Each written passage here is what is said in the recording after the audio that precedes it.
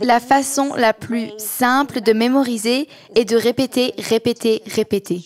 Quand je travaille sur mes lignes dans un script pour la nuit et que j'ai 11 pages que je dois mémoriser, c'est la répétition, la répétition, la répétition et je peux me réveiller le lendemain matin et me dire que je n'ai même plus besoin de la regarder. Je le sais, c'est tout, parce que je l'ai dit tant de fois. Donc c'est juste un rappel que quel que soit le verset que tu veux mémoriser, que tu l'écrives sur une carte, que tu l'affiches sur le miroir de ta salle de bain, que tu ouvres ta Bible et que c'est là pour être lu, continue à le lire tous les jours, tous les jours, tous les jours, et tu ne l'oublieras pas. Quelles sont les choses pour lesquelles tu es la plus reconnaissante cette année? Oh, tout. Je pourrais te donner une longue liste, mais cette année, à cause de ce que tout le monde a vécu ces 2 dernières années, et aussi parce que j'ai perdu une amie très proche cette année, j'apprécie tellement mes amitiés. Et je veux dire de vraies amitiés. Tous les gens qui font partie de ma vie,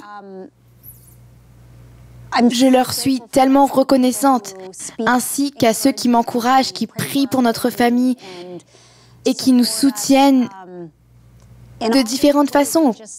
Plus on vieillit et plus on se rend compte qu'on peut compter ses amis proches sur les doigts de la main. Et je les aime tellement.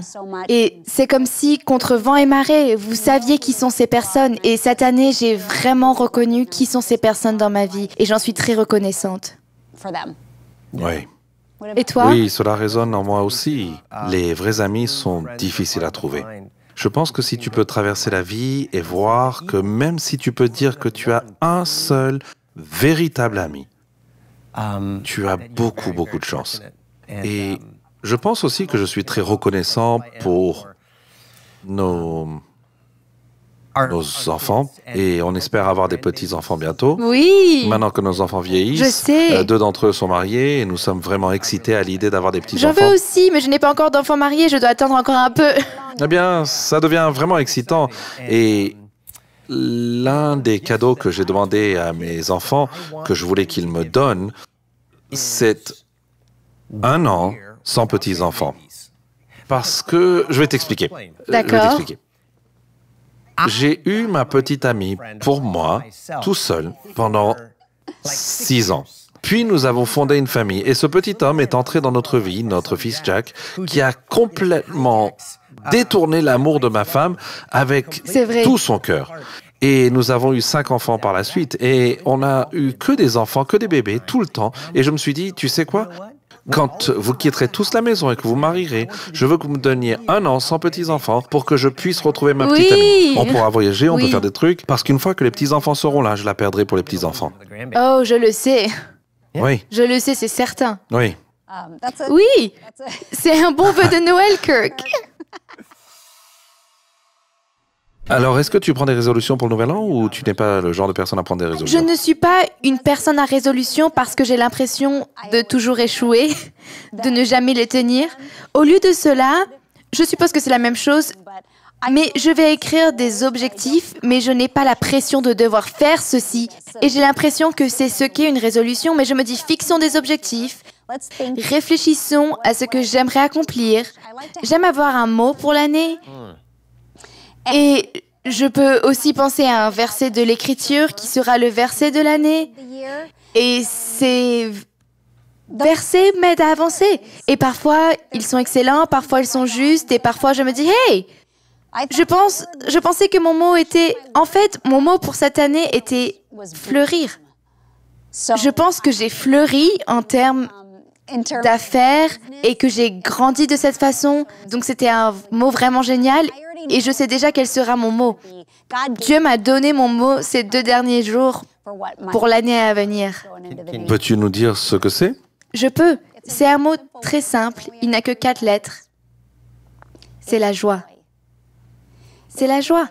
Et je sais que je suis quelqu'un d'assez joyeuse, mais au sens profond quand la Bible dit « Considérez comme une pure joie, mes frères et sœurs, le fait d'être confrontés à des épreuves de toutes sortes, parce que ces épreuves produisent l'endurance. » Et je veux endurer parce que cette endurance produit un caractère éprouvé. Oui. Et ce caractère éprouvé produit de l'espoir. On ne le trouve qu'en Dieu. C'est pourquoi mon mot pour l'année est la joie. Très bien, Candace, tu sais ce que cela signifie. Prépare-toi à affronter les épreuves. Parce que si tu cherches la joie, le Seigneur doit t'apporter des épreuves. Je sais. Je suis reconnaissant pour les gens méchants. Je suis reconnaissant pour les gens méchants et pour les épreuves, parce que je sais que cela va tester ma foi, que cela va produire ce caractère éprouvé et que cela va laisser place à l'espoir et à la foi. Et cela ne nous déçoit pas. Oui, non. Parce que nous avons l'esprit. Oui. C'est le dépôt, la compte, la garantie. C'est dans Amen. notre cœur. Amen. On est en train de faire l'église ici même, sur le plateau. Oui. J'adore ça. Candace, y a-t-il quelque chose que tu attends avec impatience cette année et que tu as toujours voulu améliorer, comme te mettre en forme cette année? Tu veux une silhouette cette année? Qu'est-ce que tu veux dire? Non, tu le On prends mal. plaisante, on rigole. Oui, je sais. Tu veux faire un concours de pompe ici et maintenant? Non, je ne veux pas t'embarrasser, Bien Candace. sûr. Vraiment, s'il te Bien plaît, s'il te plaît. sûr. Je veux vraiment améliorer ma forme physique cette année. Non, tu es tellement motivé par tant de choses que tu fais, pas seulement dans ta carrière, mais aussi dans ta forme physique et tout le reste. En fait, j'aimerais savoir comment tu fais pour rester aussi engagé et discipliné quand tu as autant de choses à faire. Comment fais-tu? Eh bien, je le fais. Il y a un flux et un reflux. Et j'ai des accalmies. Et cette année, en fait, ça a été une année difficile pour moi, à bien des égards sur le plan personnel. Je fais donc ce que je peux. Et j'en suis venue à savoir que tant que je continue à le faire, même si ce n'est pas constant, mais on y revient toujours, Oui. que c'est super, ça va. La forme physique n'a pas été aussi forte que d'habitude parce que j'aime la forme physique et j'aime le défi qu'elle représente, mais j'ai la grâce de me dire que ce n'est pas grave si je ne vais pas à la salle de sport pendant un mois ou deux, mais je peux toujours y retourner et c'est ce que je fais. Les résolutions ne sont pas l'une des choses que Dieu nous dit de faire parce que ce qui est sain pour nous, c'est nous devons renouveler notre esprit. Nous devons constamment renouveler notre esprit, laver notre cerveau avec la parole de Dieu. Quels sont les moyens qui te permettent de renouveler continuellement ton esprit? Oui, je ne sais pas ce qu'il en est pour toi, mais en tant qu'acteur, je te dirais que j'ai du mal à mémoriser les versets. Et certaines personnes diraient « Mais tu mémorises des répliques pour gagner ta vie ». Et c'est le cas, et je peux mémoriser très rapidement. Le problème, c'est que je les jette très vite parce que c'est vrai, tout ce que je dis ce jour-là, je n'ai pas besoin de le dire le lendemain. Alors ça sort de mon cerveau. C'est pourquoi il m'est souvent très difficile de mémoriser les versets à long terme. Et j'essaie de mettre en place de nouvelles pratiques pour pouvoir m'en souvenir. Mais ce que je sais être vrai, parce que c'est mon travail, c'est que la façon la plus facile de mémoriser est la répétition, la répétition. Ouais. Quand je travaille sur mes lignes dans un script pour la nuit et que j'ai 11 pages, je dois mémoriser la répétition. Et je peux me réveiller le lendemain matin et me dire que je n'ai même pas besoin de le regarder, je le sais, c'est tout. C'est là parce que je le dis tellement de fois. Donc, c'est juste un rappel que, quel que soit le verset que vous voulez mémoriser, que vous l'écriviez sur une carte, que vous l'affichiez sur le miroir de votre salle de bain, que vous ouvriez votre Bible et que c'est là pour être lu, continuez à la lire tous les jours. Et vous ne l'oublierez pas. Je l'imagine comme ça. Une éponge qui est sèche.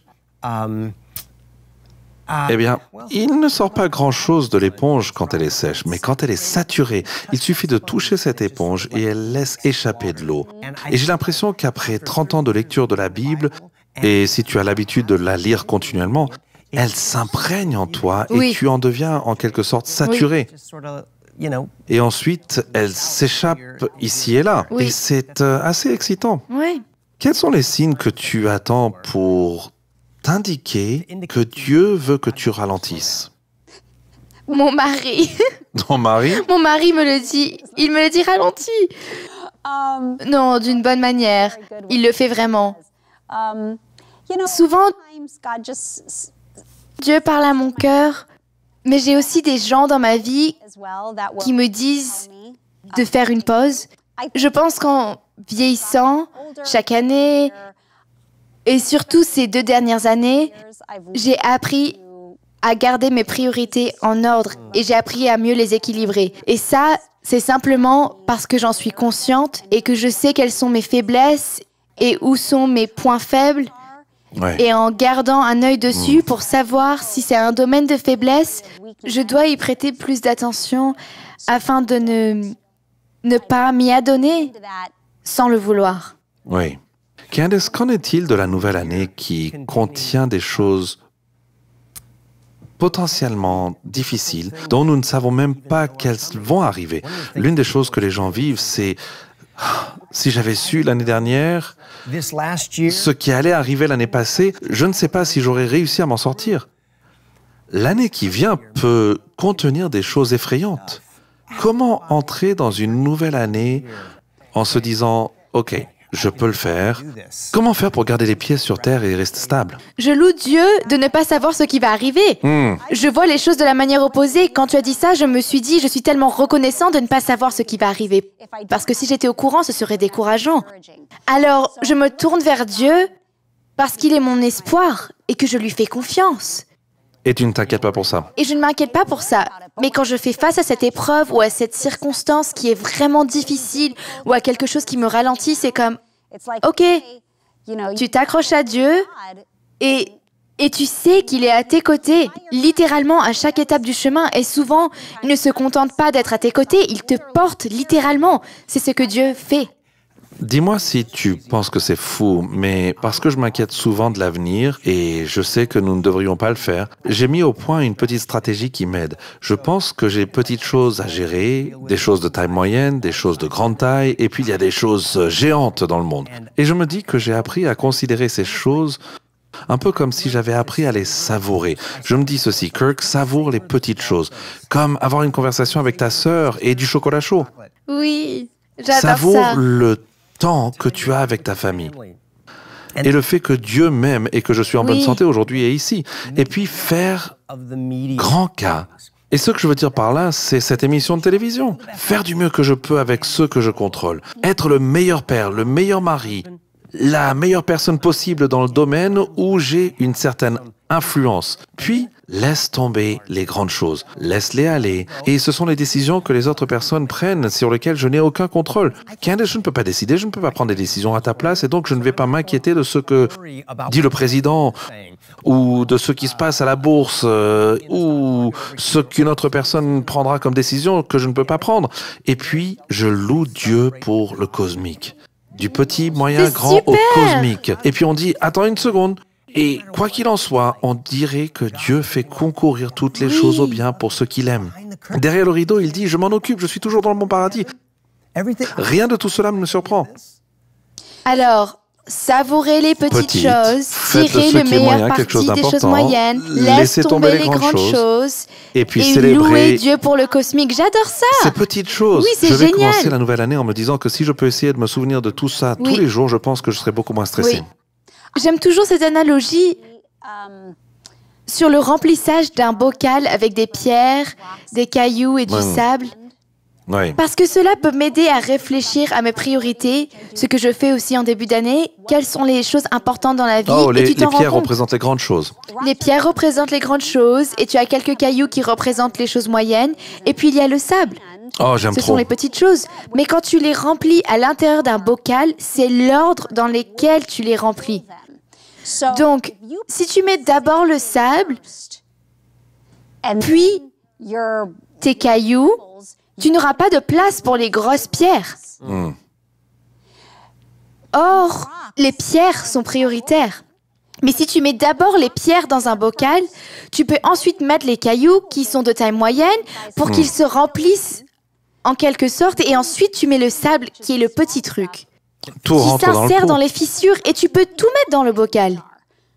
Mais si tu fais l'inverse, tu J'aime peux trop. n'y mettre que 2 choses. Il s'agit donc vraiment de donner la priorité aux grandes choses de ma vie pour que je puisse m'assurer que les choses moyennes et les petites choses puissent encore y trouver leur place. Shalom, j'espère que vous avez aimé cette vidéo. Abonnez-vous pour ne pas rater nos programmes. Merci de faire partie de notre famille TBN. Que Dieu vous bénisse. Shalom de Jérusalem.